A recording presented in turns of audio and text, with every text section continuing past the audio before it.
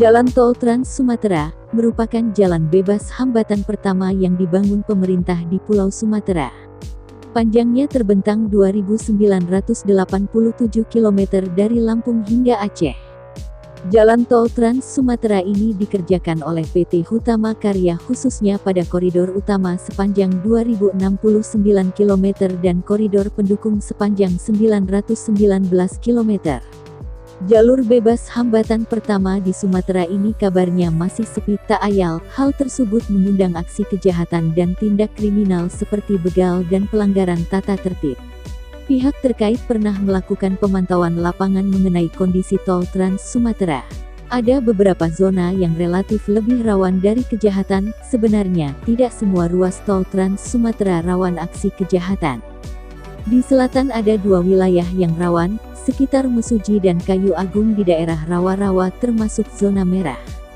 Ruas yang dianggap zona merah itu relatif jauh dari Mesuji dan Kayu Agung. Beberapa kejadian tindak kejahatan dilaporkan pernah terjadi di sana.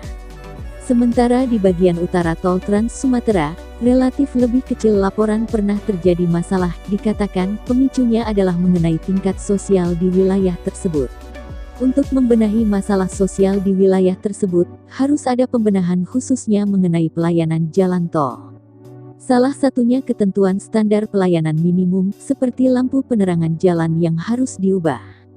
Ketentuan soal lampu penerangan jalan memang tidak diwajibkan untuk ruas tol antar kota dan hanya berlaku di tol dalam kota saja.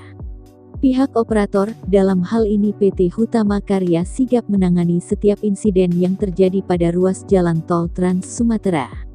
Dia mengimbau para pengendara segera melapor bila mengalami masalah keamanan di jalan.